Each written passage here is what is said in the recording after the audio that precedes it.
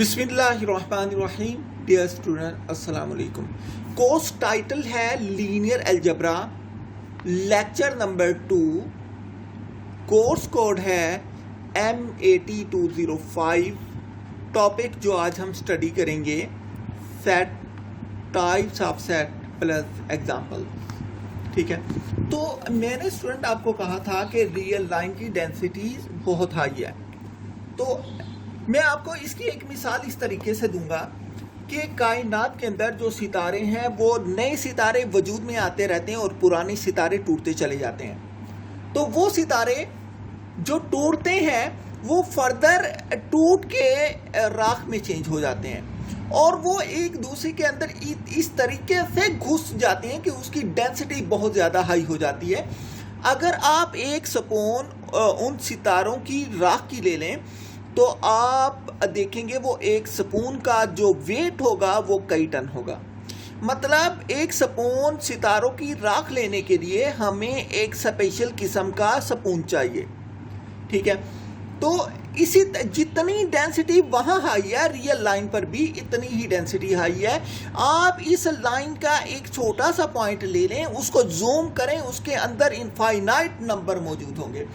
तो हमने इसके बाद नंबर की जो प्रॉपर्टीज़ की बेस पर हमने इसको मुख्तलिफ कैटेगरीज में डिवाइड कर दिया और इन कैटेगरीज को हम सेट कहते हैं।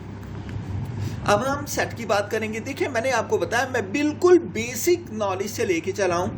इंशाअल्लाह उल अज़ीज़ मैं बिल्कुल एक आसान तरीके से आपको इसकी तरफ लीनियर अलजेब्रा की तरफ स्विच कर दूंगा।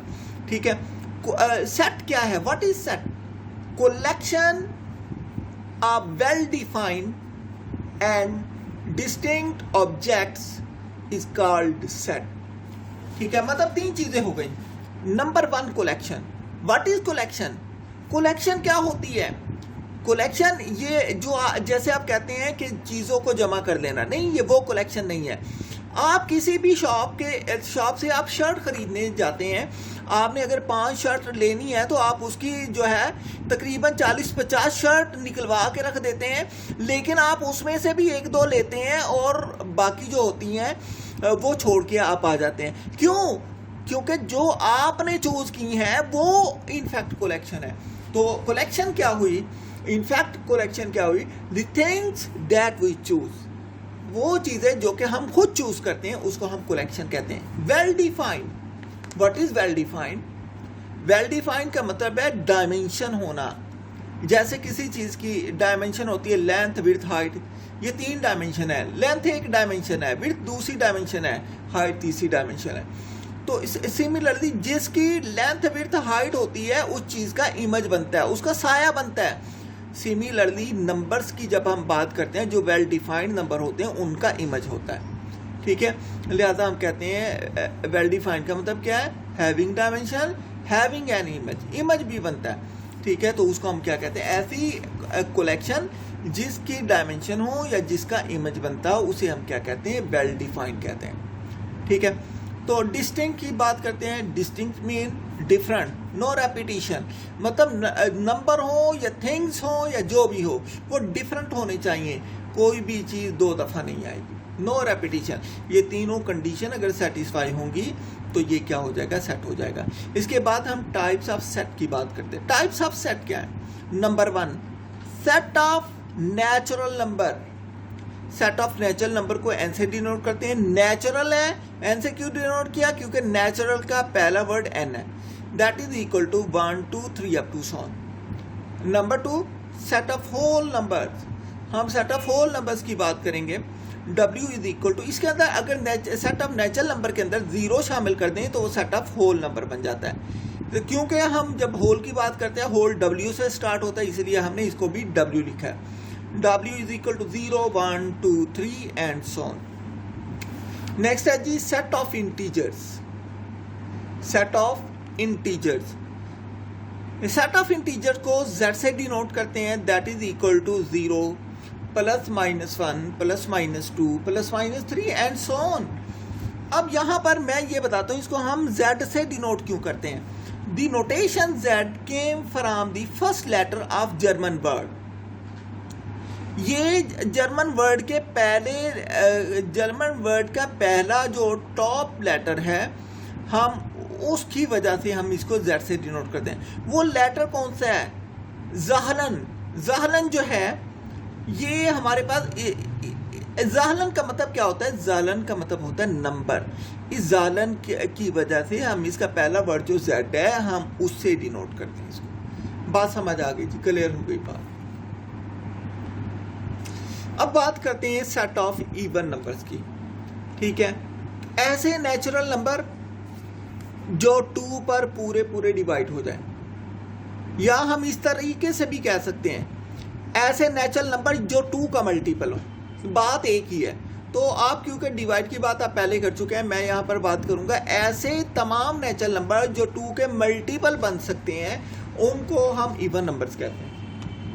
उनको हम क्या कहते हैं? इवन नंबर्स कहते हैं। इवन नंबर के सेट को हम ई से डिनोट करते हैं, क्योंकि इवन का पहला लेटर ई है। इसको हम लिख सकते हैं x such that x is equal to 2n, मतलब जो भी नंबर आएगा वो 2 का मल्टीपल होगा, where n belong to set of natural number. हम इसको कैसे लिखते हैं? e is equal to 0 plus minus 2 plus minus 4 plus minus 6 up to so on. Next हम बात करते हैं सेट ऑफ ऑड नंबर। तो मैं यहाँ पर बात करूँगा ऐसे तमाम नेचुरल नंबर जो 2 का मल्टीपल नहीं बन सकते।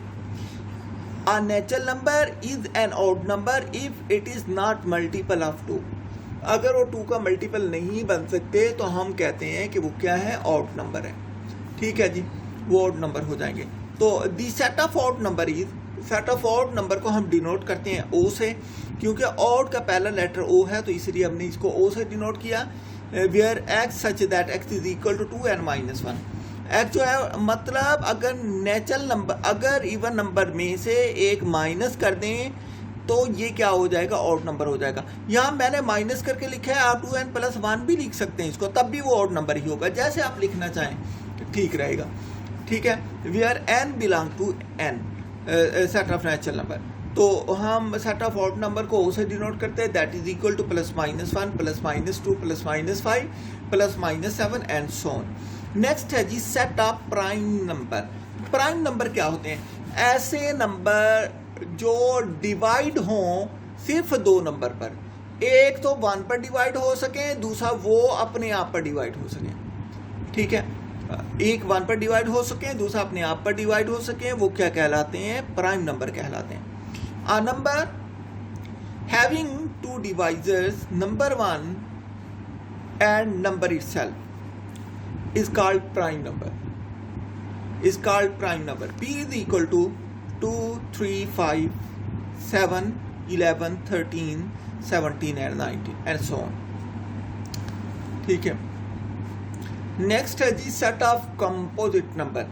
ऐसे नंबर जिनके 2 से ज़्यादा डिवाइजर, ऐसे नंबर जिनके 2 से ज़्यादा डिवाइजर हों। ठीक है, तो a number having more than 2 divisor is called composite number. Set of composite number is denoted by C and C is equal to 4, 6, 8, 9, 10, 12, 14, 15 and up to so on. Note 1 is not prime nor composite। याद रखें 1 जो है ना ही ये prime number है और ना ही ये कंपोजिट है। रैशनल नंबर, रैशनल नंबर की डेफिनेशन थोड़ी सी जो आप पढ़ चुके हैं उससे मैं थोड़ी सी आपको डिफरेंट बताऊंगा। आपने यहाँ तक पढ़ी थी कि number which can be written in the form P over Q, where PQ belong to set of integer and Q is not equal to 0।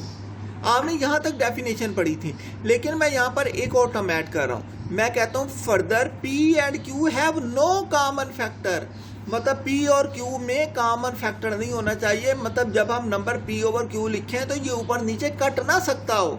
अगर ये कट गया तो किसी भी नंबर पर ये कट गया, फिर हम कहेंगे ये रैशनल नंबर नहीं है, अदरवाइज ये रैशनल नंबर है, is called rational number. Example मैंने दी है, जैसे मेरे पास 2 है, ये भी रैशनल नंबर है। 22/7 भी रैशनल नंबर है।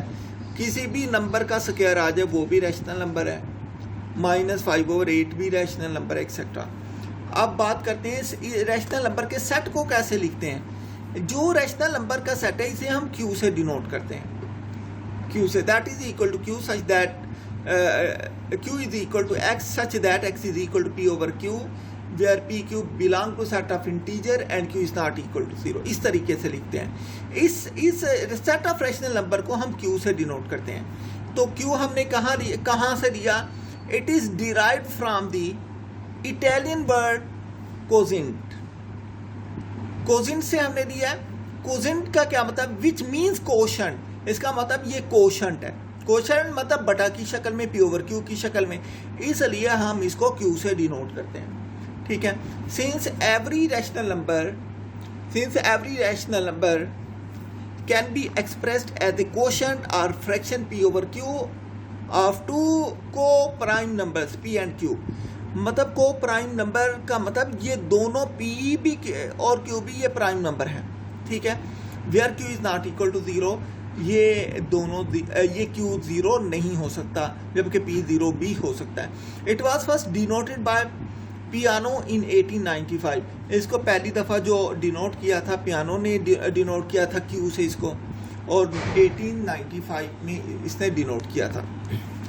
Irrational number which can be written in the form P/Q where PQ belong to set of integer and Q is not equal to 0. Further, P and Q may have common factor। ये common factor भी इसमें हो सकता है। ऐसे number जो P/Q की शक्ल में ना लिखे जा सकें, लेकिन अगर वो लिखे जा सकें तो P/Q ऊपर नीचे कट सकते हो, मतलब दोनों में कॉमन फैक्टर हो, तो इसका मतलब ये सेट ऑफ इरेशनल नंबर हो जाता है। Is called an irrational number. Irrational number के एग्जांपल्स क्या हैं? Pi, square root of prime number, ये P क्या है? प्राइम नंबर, कोई भी प्राइम नंबर हो सकता है।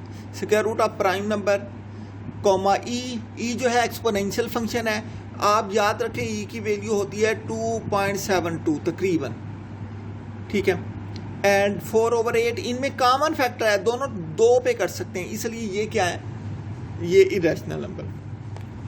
कोई एक नंबर डेसिमल में आ जाए 1.25, ये सेट ऑफ इंटीजर का नंबर नहीं है। 7 सेट ऑफ इंटीजर को बिलोंग करता है, 1.25 सेट ऑफ इंटीजर को बिलोंग नहीं करता, इसलिए ये इरेशनल नंबर है। सेट ऑफ इरेशनल नंबर को हम किस तरीके से डिनोट करते हैं? हम इसे Q प्राइम लिखते हैं। Q प्राइम का मतलब क्या है?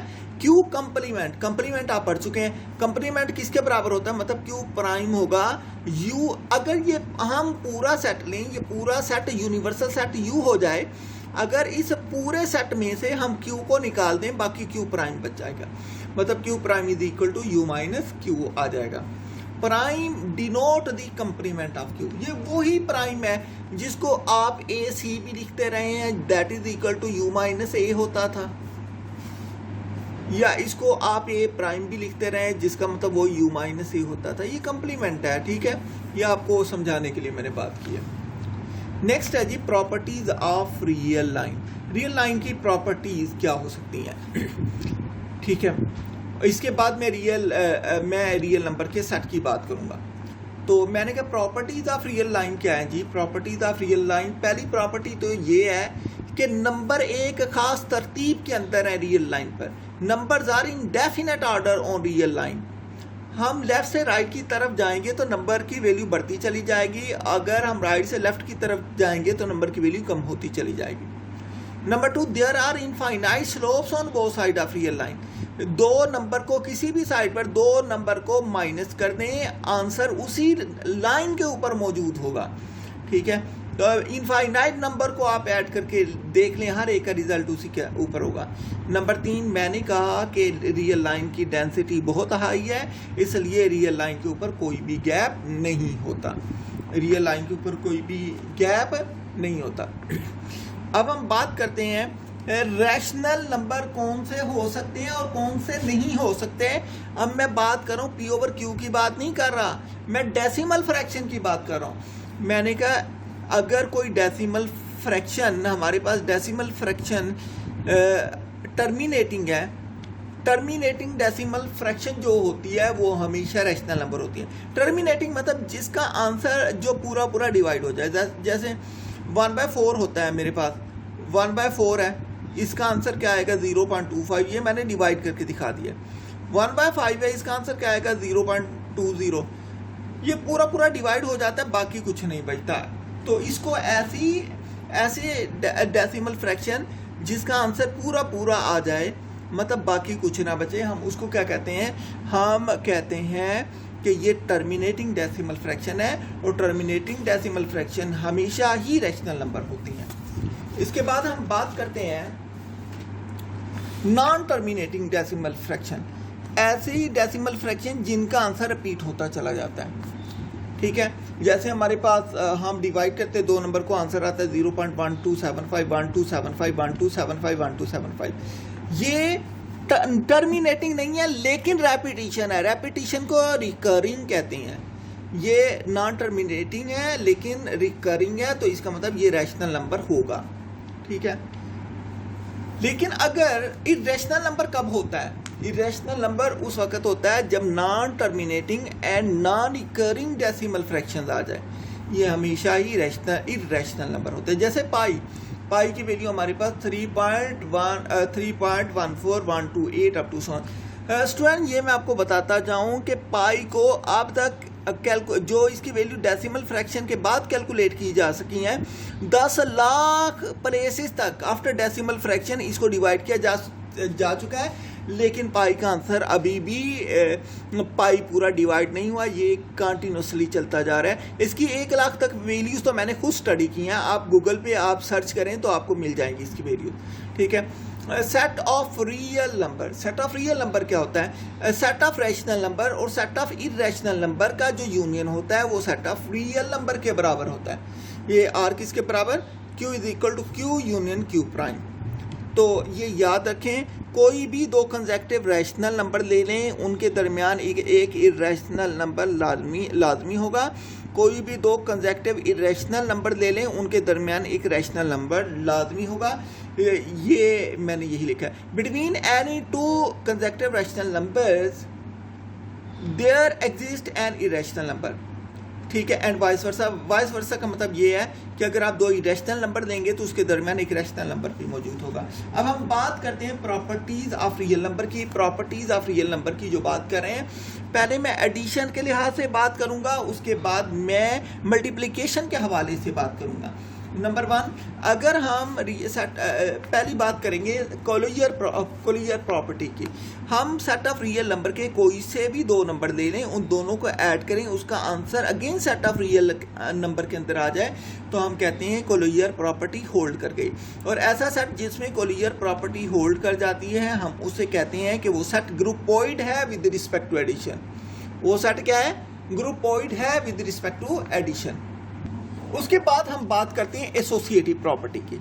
अगर हम एसोसिएटिव प्रॉपर्टी की बात करें, अगर हम इसमें सेट ऑफ रियल नंबर के कोई से 3 नंबर लेने, arbitrary number A plus into B plus C आ जाए, ये इक्वल होगा पहले 2 नंबर को ऐड कर दें, बाद में तीसरे नंबर को ऐड कर दें। और ऐसा सेट जिसमें कोलियर प्रॉपर्टी भी होल्ड कर जाए, एसोसिएटिव प्रॉपर्टी भी होल्ड कर जाए, हम उस सेट को सेमी ग्रुप कहते हैं विद रिस्पेक्ट टू एडिशन। इसके बाद हम बात करते हैं एग्जिस्टेंस ऑफ आइडेंटिटी एलिमेंट की। अगर हम कोई सा एक रियल नंबर ए ले लें, तो और दूसरा नंबर जो एग्जिस्ट करेगा वो 0 ले लें, इस तरीके से कि अगर हम 0 को पहले ए में ऐड करें या 0 को ए के बाद ऐड करें, दोनों सूरतों में आंसर ए ही आएगा। मतलब जो हमने एलिमेंट ऐड किया उस पर कोई फर्क ना पड़े, तो हम कहते हैं जो 0 है ये एडिटिव आइडेंटिटी है। 0 क्या है? Additive identity. लिहाजा 0 ऐसा एडिटिव नंबर है जिसको किसी भी नंबर के अंदर ऐड करें तो उसके आंसर पर कोई फर्क नहीं पड़ता। तो ऐसा सेट जो कोलियर प्रॉपर्टी होल्ड कर जाए, जिसमें एसोसिएटिव प्रॉपर्टी होल्ड कर जाए, जिसमें आइडेंटिटी एलिमेंट एग्जिस्ट कर जाए, हम ऐसे सेट को कहते हैं monoid with respect to addition. Existence of inverse, हम कोई भी एक एलिमेंट ले लें ए, उसके कोरस्पॉन्डिंग में एक अपोजिट साइन वाला नंबर एग्जिस्ट करेगा इस तरीके से कि उस अपोजिट साइन वाले नंबर को हम पहले रखते हुए ए में ऐड कर दें, या उस अपोजिट साइन वाले नंबर को बाद में रखते हुए ए में ऐड कर दें, आंसर एडिटिव आइडेंटिटी आएगा। आंसर क्या आएगा? एडिटिव आइडेंटिटी आएगा। तो हम कहेंगे कि ऐसा सेट जिसमें 4 प्रॉपर्टी होल्ड कर गई, एसोसिएटिव हो गया, कोलियर प्रॉपर्टी होल्ड कर गई, एसोसिएटिव प्रॉपर्टी होल्ड कर गई, आइडेंटिटी एग्जिस्ट कर गई, इन्वर्स एग्जिस्ट कर गया, तो हम ऐसे सेट को कहते हैं कि वो ग्रुप हो गया। Group with respect to addition. हम ग्रुप को इस तरीके से भी डिनोट करते हैं कि R under addition is a group. अब हम 5वीं प्रॉपर्टी की बात करते हैं, कम्यूटेटिव प्रॉपर्टी। हम ए के कोई से 2 एलिमेंट ले लें, आर्बिट्रेरी एलिमेंट, इस तरीके से कि उन दोनों को ऐड कर दें। पहले ए रखा प्लस बाद में बी रखा, या पहले बी रख दें बाद में ए रख दें, तो इनके आंसर पर कोई फर्क नहीं पड़ेगा। तो ऐसा सेट जिसके अंदर कोलियर प्रॉपर्टी होल्ड कर जाए, एसोसिएटिव प्रॉपर्टी होल्ड कर जाए, आइडेंटिटी एलिमेंट एग्जिस्ट कर जाए, इन्वर्स एग्जिस्ट कर जाए और कम्यूटेटिव प्रॉपर्टी होल्ड कर जाए, तो ऐसे सेट को हम कहते हैं कि वो एबिलियन ग्रुप है। लिहाजा इसे हम इस तरीके से भी लिख सकते हैं, R under addition is an abelian group. इसके बाद हम जो बात करने जा रहे हैं वो हम प्रॉपर्टी की बात करने जा रहे हैं विद रिस्पेक्ट टू मल्टीप्लिकेशन की। तो हम बात करते हैं properties of real number with respect to multiplication. तो आप इसके अंदर देखें, properties of real number with respect to multiplication की बात करते हैं तो सबसे पहले वही कोलियर प्रॉपर्टी आ जाती है। बिल्कुल वैसे ही है, कोई से 2 नंबर लें, उनको मल्टीप्लाई करें, आंसर दोबारा आर में चला जाए, तो हम कहते हैं जो आर है वो ग्रुपॉइड है। वहाँ पर एडिशन के लिहाज से था, यहाँ पर मल्टीप्लिकेशन के लिहाज से है। अगर कोई से 3 नंबर लें, 3 नंबर को ए इंटू बी इंटू सी करें, या इंटू ए इंटू बी करके फिर सी करें, तो आंसर बराबर आ जाए, तो हम कहते हैं कि associative property with respect to multiplication hold कर गई। ऐसा सेट जिसमें closure property associative property with respect to multiplication hold कर जाए, हम उसे कहते हैं semi group with respect to multiplication. Existence of identity. हम कोई सा एक एलिमेंट हम सेट ऑफ रियल नंबर से ले लें, एक नंबर 1 एग्जिस्ट करेगा जो कि आर के अंदर होगा इस तरीके से। अगर हम इस ए को इस 1 से मल्टीप्लाई करें लेफ्ट से, या 1 को मल्टीप्लाई करें राइट से, आंसर ए ही आएगा, इस पर कोई फर्क नहीं पड़ेगा। तो हम 1 को कहेंगे कि 1 इज मल्टीप्लिकेटिव आइडेंटिटी। तो ऐसा सेट जो कोलियर प्रॉपर्टी होल्ड कर जाए, एसोसिएटिव होल्ड कर जाए, identity with respect to multiplication exist कर जाए, हम उस सेट को कहते हैं आर इज मोनोइड, या R will monoid with respect to multiplication. इसके बाद एग्जिस्टेंस ऑफ इन्वर्स की बात करते हैं, ये मल्टीप्लिकेटिव इन्वर्स की बात करें। कोई सा एक एलिमेंट आर का ले लें, वहाँ पर 1/a एक एलिमेंट एग्जिस्ट करेगा जो कि आर का एलिमेंट होगा, इस तरीके से कि अगर 1/a को लेफ्ट से मल्टीप्लाई कर दें, या 1/a को राइट से ए से मल्टीप्लाई कर दें, आंसर मल्टीप्लिकेटिव आइडेंटिटी 1 ही रहेगा। तो ऐसा सेट जो closure property, associative property, identity element, inverse element with respect to multiplication exist कर जाएं, तो हम कहते हैं R will be group with respect to multiplication. It can also be written as R with respect to multiplication is a group. इसके बाद हम बात करते हैं कम्यूटेटिव प्रॉपर्टी की। हम कोई से 2 एलिमेंट लें आर के इस तरीके से कि अगर ए पहले ए को रखें फिर मल्टीप्लाई करके बाद में बी को रखें, या पहले बी को रख दे बाद में मल्टीप्लाई करके ए को रख दे, दोनों का आंसर सेम आ जाए, तो हम कहते हैं कम्यूटेटिव प्रॉपर्टी होल्ड कर गई विद रिस्पेक्ट टू मल्टीप्लिकेशन। तो ऐसा सेट जिसमें closure property, associative property, existence of identity, existence of inverse और commutative property with respect to multiplication exist कर जाए, तो हम कहते हैं कि ये क्या हो जाएगा, ये एबिलियन ग्रुप हो जाएगा विद रिस्पेक्ट टू मल्टीप्लिकेशन।